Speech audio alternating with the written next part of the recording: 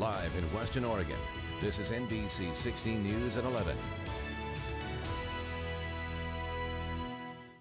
Thank you to this community for all your help. Deputies say new information is helping in the search for a young woman in North Plains who's been missing since this weekend. Good evening and thanks for joining us on NBC 16 News at 11. Filling in for Alan Matthews, I'm Alexis Thrower. Authorities say they'll narrow their search for Allison Watterson. Lachey Wesley from our sister station in Portland has insight of what tomorrow's search will look like. In North Plains Thursday, about 100 people combed through a wooded area as a National Guard helicopter circled above, searching for Allison Watterson. We want this to keep going until we find Allison. The 20-year-old's parents holding out hope and thanking people for their help. She's a very special person, and I will do anything to get her home. The sheriff's office says Watterson's boyfriend told deputies he was separated from her on a hike near Old Pumpkin Ridge Road over the weekend. Deputies say Friday they'll rely solely on professional search and rescue teams. Now we're trying to really focus and not miss a single thing. Asking people to stay clear of their concentrated search and not disclosing the location. I can't take the chance of even just a good Samaritan wanting to come out here and do their best and without knowing what they don't know, changing what we might find. Deputies say the search will begin as soon as there is enough daylight. We're expecting that to begin at about 8 a.m. In the meantime, Watterson's boyfriend, Benjamin Garland, was in court. He was arrested Tuesday on charges unrelated to his girlfriend's disappearance. He had an outstanding arrest warrant for 5 counts of felony failure to appear in court. A man was sentenced to life in prison today for shooting and killing a security guard in Eugene last October. Back in 2018, Thomas Copeland shot and killed 69-year-old security guard Frank Joe Leggett during an argument outside a bar near 99 and Roosevelt in Eugene. This morning, he was sentenced to life in prison after he was found guilty of the murder earlier this month. Prosecutors say the 31-year-old will have to serve a minimum of 25 years before he will be eligible for parole. Copeland also faces an additional 6 months in prison on a weapons charge to be served after he completes his sentence for murder. He was also sentenced to 5 years for firing a weapon in city limits that he will serve concurrently with the life sentence. Copeland was also ordered to pay $12,000 for burial cost and damage to Leggett's vehicle. Tonight, 4 people are safe after their commercial fishing boat capsized at the Charleston Marina this afternoon. According to the Coast Guard, the Darien Rose capsized just after it left the pier. Within 10 minutes, the Coast Guard says a crew got to the scene and rescued the 4 people on board. They were treated for minor injuries, and the Coast Guard says the boat could be carrying as much as 1,200 gallons of diesel fuel. Coast Guard personnel have put absorbent pads in the water to prevent pollution. The cause is still under investigation. 1 person is injured after an industrial fire this afternoon at a hemp processing plant in Springfield. According to Eugene Springfield Fire, it was in the manufacturing area of that facility at 35th and Commercial. Battalion Chief Jeff Kronzer tells us 1 person was taken to the hospital with unknown injuries, and he says the facility's sprinkler systems were able to keep the flames from growing. The fire was held in check by the sprinkler system until our crews were able to make entry and extinguish the fire. At this point, a fire marshal is investigating the cause of the fire. Kronzer says everyone else in the facility got out safely. There's no word yet on how much the damage will cost. On to a first look at weather. NBC 16's Heather Melendez joins us now in the Weather Center. Heather, with the weather, I love saying that. What do you have for us? Well, Alexis, we had a beautiful day today, but with those sunny skies, we didn't manage to have much clouds. And looking at our temperatures right now, we can really see that we are on the colder side. We're kind of flirting with that below freezing temperature right now in the Willamette Valley. We are in the mid-30s, and same with the coast. So conditions are cold because we also have some wind direction and some speeds, and that's really because we we do have a low pressure system moving on in. As you can see, we're at least below 10 miles an hour on those wind speeds. But again, looking at our satellite radar, it's because we do have a chance of rain heading into our morning around 4 o'clock in the morning into 8 a.m. And there are going to be some light showers. But as we start to look at our planner, we are going to have some lows in the 30s tonight. And we do have another chance of rain. I have all those details in my full weather forecast. Perfect. Thank you so much, Heather. And coming up next on NBC 16 News at 11, changes are to come statewide as the plastic bag ban takes effect at the start of the new year. Plus, could your time on social media be affecting your mental health? NBC's Liz McLaughlin looks into it. Sometimes we would have the Christmas event at our house. It'd be kind of an afternoon thing. 16 News at 11. Retail stores and restaurants across the state will soon be prohibited from providing single-use checkout bags. The statewide plastic bag ban takes effect on the 1st of the new year. NBC 16's Lauren Negretti checked in to see how it's affecting businesses on the South Coast. The plastic bags at Ashworth's Market and Deli have been used up, replaced by paper bags. This is going to be a struggle and a huge adjustment for consumers and business owners alike. It's part of an initiative that bans single-use plastic checkout bags. It requires a switch to paper bags, reusable plastic bags, or reusable fabric bags. Burrell says Ashworth's will charge 10 cents for paper bags to offset their increased cost. Yes, there is a huge problem with single-use plastic items, but it doesn't just start with the little guy. It needs to start at the top and come down. Like our vendors all deliver pallet loads of items that are wrapped in saran wrap. Even this box of burritos comes wrapped up in plastic, and each burrito is individually wrapped. Plastics in general are a huge problem for the environment. So yes, it goes beyond the plastic shopping bags that we get from the grocery store. The Surfrider Foundation says their volunteers were instrumental in getting the law passed to combat the effects of plastic debris and protect the ocean. Nationally, we're seeing a trend moving towards more comprehensive legislation that works from the producer angle, not just the consumer angle. Violators can be fined up to $250. Those who get benefits, including WIC, will not be charged. Reporting in Coos County, I'm Lauren Negretti. With Christmas now behind us, you may be asking yourself what to do with your tree. Well, Scouting Troop 216 has an option for you. The troop plans to pick up and recycle Christmas trees from your home. Just make sure the lights and ornaments are completely removed and schedule a time and place for the pickup with the troop. They'll pick up all real trees except for flock trees. Pickup services will go through January 4th until January 11th, and donations will be optional. So we have organized a Christmas tree pickup to help the boys earn some money to go to camps, to pay for food, so that it's not money out of their pocket, but it's money for them to help earn and be a part of something. To learn more about the tree pickup, there's more information on our website. Most know the saying, 'tis the season to be jolly, but for some, the holidays can be a struggle, adding extra stress or contributing to even greater problems. Whitebird says the holiday season can trigger challenging, sad, or traumatic experiences for many in the community. The organization provides an array of services in Lane County, including free crisis intervention. It doesn't really matter what the crisis is. We have trained counselors who can help people to navigate whatever situation they're facing. Sometimes people come to us after their home has burned down or their car that they were living in was impounded, and we can help them to develop next steps.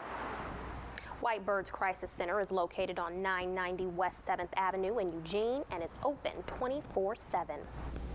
Like it or not, social media is a big part of modern day life, but it doesn't only consume our time, it also forms a new language trend. Some call it a new linguistic ecosystem with new words or phrases popping up all the time. NBC 16's Kelsey Christensen reports from a University of Oregon student who takes a look at the latest trends of 2019. Language as we know it is a structure, right? But social media is changing the game, introducing a sort of informal aspect of language. Internet language. Zachary Jagers is a postdoctoral scholar of linguistics at the U of O, also co-author of an article describing the internet trends of 2019. He says new words and phrases popping up on our screens are a lot more than just words, but a way that people are expressing themselves. So there's more room for people to kind of play with language a little little bit more and be creative. So what made the cut this year? Let's take a look. Like people will say it out loud, like, What? Even I had to ask what this one means. could mean like you're nervous or you're excited or you're laughing. It's basically a technological evolution. Once a computer keyboard smash, now a smartphone keyboard thumb smash. It's easier to do just like two keys and alternate between those two keys. And don't forget the "and I hope," basically another phrase for whoops, just recently going viral after this 2015 video. For a couple of hours, and And probably one of the most common, "okay, boomer," meaning someone in the baby boomer generation may not understand the latest technology or fashion. With a different tone, it can also mean one is impressed. They're like, okay, boomer, like, okay, you get it. And speaking of baby boomers, we're seeing capital letters for emphasis, commonly found on Donald J. Trump's Twitter.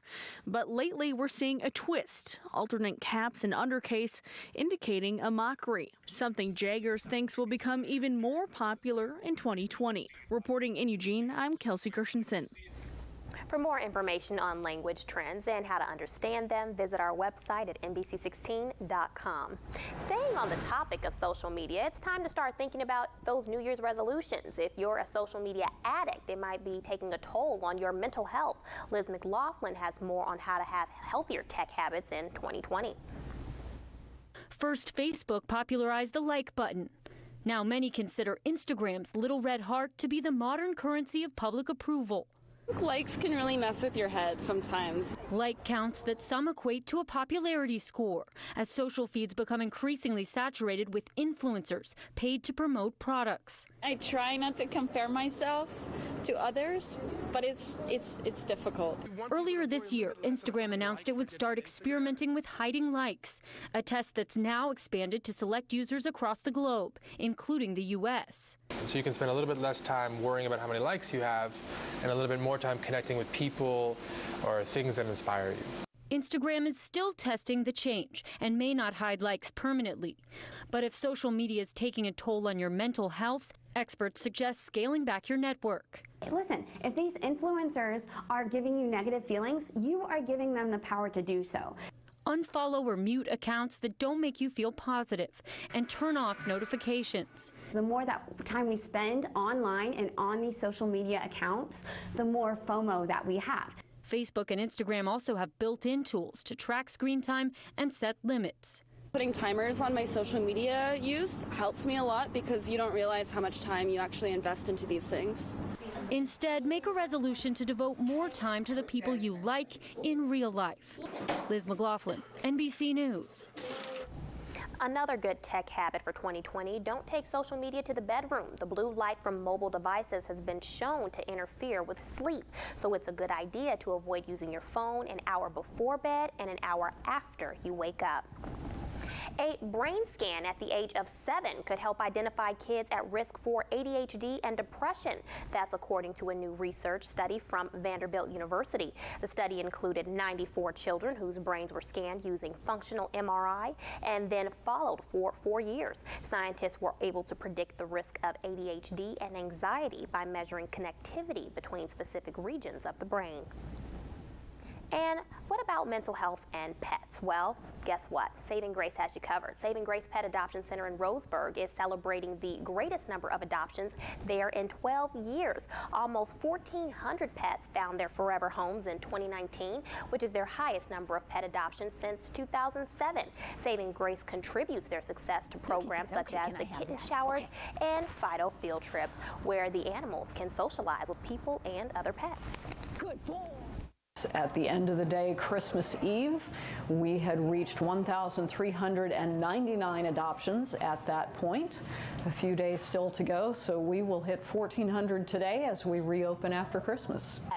So if you're giving pets as gifts, it's definitely not unusual during the holiday season, but if someone does decide to do it, it's important that the right accommodations are met. The thing that I think is so key to making that work is making sure the pet is a good fit for the family that they are going to be spending the rest of their life in, and making sure that that family is ready to take care of that pet's particular needs. At After having such a great year in 2019, Saving Grace is hoping for an even better year in 2020. Turning to weather now, NBC 16's Heather Melendez is standing by for a look at what's coming up in your full forecast. Hey, Heather. Hey, Alexis. Well, we have more rain on the way, and I'll let you know what to expect for New Year's Eve coming up. When looking for a TV and internet provider, Heather Melendez. Well, hopefully you were able to enjoy those sunnier temperatures today because we are starting to get a shift in our conditions and weather patterns. And looking at our headlines for today, we start to get some light showers around 4 a.m. for tomorrow, and then we start to get some cloud coverage, really hanging on tight to those clouds from Friday morning. And then by Sunday, we will get another chance of rain. But taking a look outside, it's clear, calm, and it's actually really cold right now.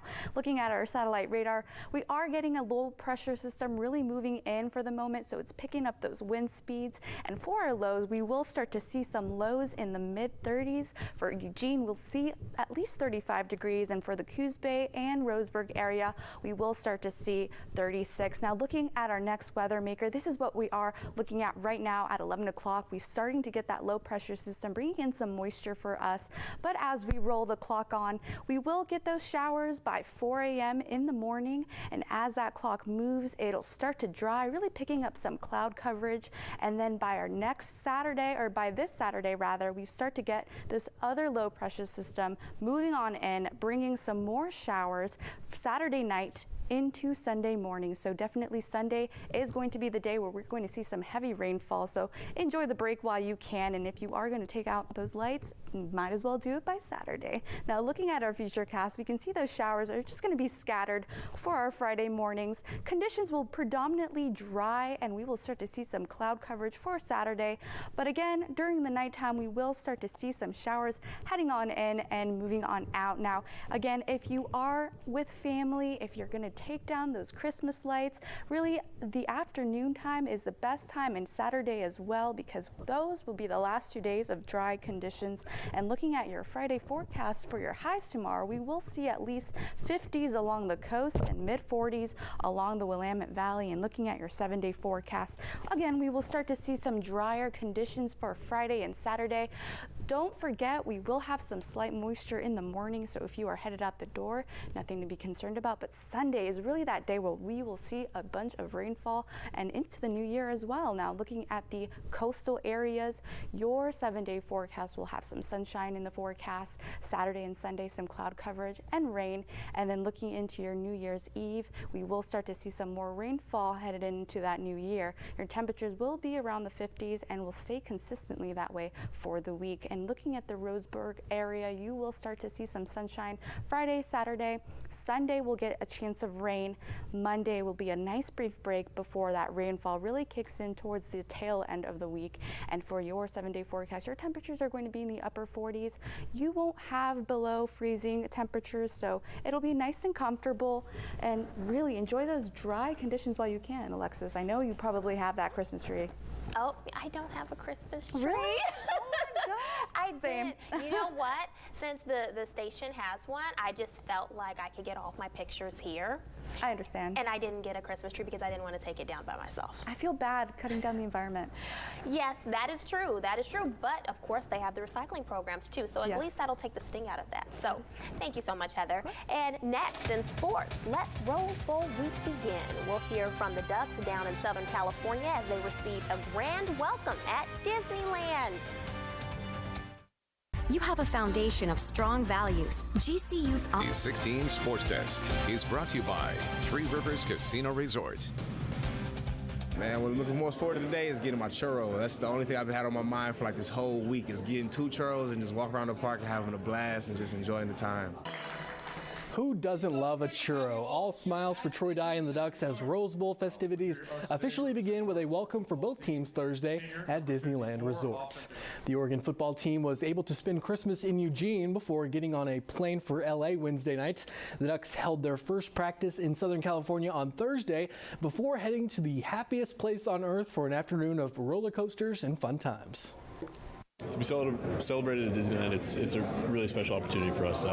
We've worked so hard this year, and to be able to be recognized here and for all our hard work and our dedication, it's really important. This is my third time at Disneyland. I used to go with my family when I was younger, and yeah, I'm excited to be back. It feels great to be celebrated at Disneyland. We work all off season for moments like these, and I'm looking forward to enjoying the day. Space Mountain. My favorite memory from Disneyland is going on Space Mountain and just dropping, because it's so dark you can't see anything, and those drops and turns and twists is just so much fun, and just, getting a churro or something. I just love Disneyland. It's fun. My favorite memory is just always going on, I think the Pirates of the Caribbean ride, because we would always do that as a family, or Splash Mountain, because you can always take those pictures home with you. Seeing my opponent for the first time at Disneyland,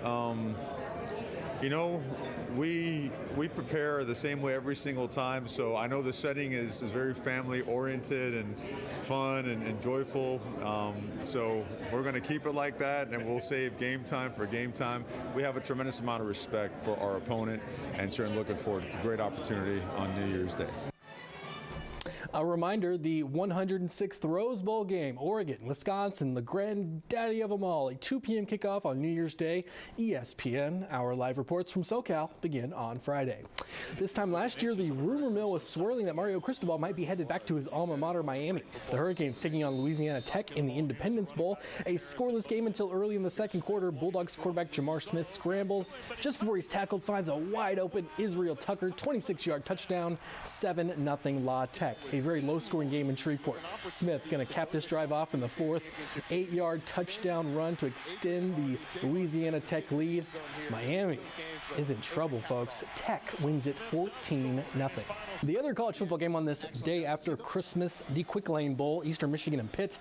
This game was actually entertaining. Pitt down by 3 in the final minute. That's when Kenny Pickett fires his third touchdown pass of the night, a 25-yarder to Tayser Mack. Great grab for the touchdown. Panthers take a 34-30 lead, their first lead of the night.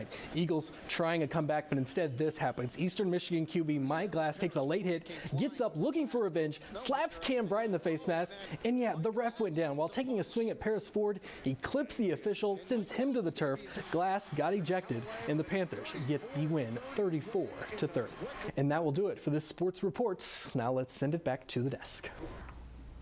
Wow, that was intense. But you know what? Coming up next on NBC 16 News at 11, something else that's pretty intense, but for the better. A North Carolina man hit the jackpot, literally. More on his big win when we return. This holiday, visit your local Acura dealer for attractive offers on the RDX. Holiday win. A North Carolina man has won a $250,000 prize from the North Carolina Education Lottery. Michael Rosenbrock claimed his prize at the lottery headquarters in Ryland on Monday, and after state and federal taxes, took home more than $176,000. Rosenbrock, who works in international shipping, bought the $5 scratch-off while buying groceries to host Christmas dinner. At first, the ticket seemed like a loser, but then he entered it into one of the state's lottery's second chance promotional drawings and learned he was a big winner. He says he wants to use the money to kickstart his dream of founding a nonprofit. The $5 ticket launched in August with three $250,000 prizes. I said that correctly. With Rosenbrock, that makes 2 of the prizes that have now been claimed. So there's only one lucky winner left to get the ticket. You know what I'm doing after this? Going to get a ticket? I'm going to go find that ticket. You have to travel a long way to go see if you're going to be there, but I think it'll be worth a shot, right? Well, thank you for watching NBC 16 at 11. We'll see you for tomorrow. And Jimmy Fallon's next. My friends keep me on the go, even when my back pain